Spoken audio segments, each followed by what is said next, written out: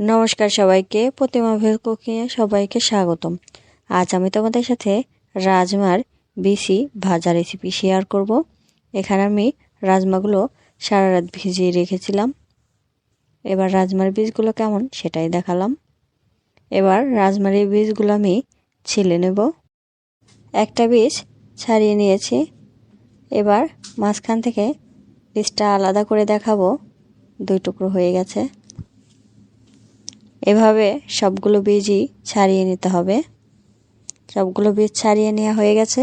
এবার এই বীজগুলো আমি ভেজে নেব। কড়াইতে অল্প করে একটু তেল দিয়ে দিলাম। এবার এই রাজমার বীজগুলো দিয়ে দেব। বীজটা আমি আগে থেকেই জলটা ঝরিয়ে রেখেছিলাম, দেয়া হয়ে গেছে। এবার দিয়ে দেব পরিমাণ মতো হলুদ গুঁড়া, পরিমাণ মতো লবণ। এবার সব কিছু ভালো করে মিশিয়ে নিতে হবে। আর চুলার আঁচটা মিডিয়াম রেখে ভেজে নিতে হবে। রাজমা দিয়ে আরও একটা রেসিপি এই চ্যানেলে ছাড়া আছে, তোমরা চাইলে সেই রেসিপিটাও দেখে আসতে পারো।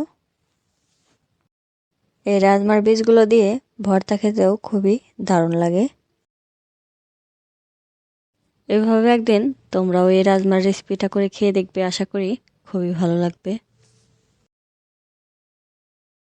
রাজমার বীজগুলো ভাজা হয়ে গেছে, একটা বাটিতে নামিয়ে নিয়েছি। এবার মশলা দিয়ে বীজগুলো মাখিয়ে নেব। অল্প করে একটু বিট লবণ, টেস্টি সল্ট,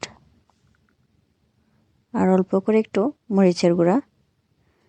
এবার সব কিছু ভালো করে মিশিয়ে নেব। এই মশলাটা দেওয়ার কারণে এই বীজগুলো খেতে খুবই মজা লাগবে। আজকের এই রেসিপিটা তোমাদের কেমন লাগলো অবশ্যই কমেন্ট করে জানাবে। সবাই ভালো থাকবে, সুস্থ থাকবে। নমস্কার।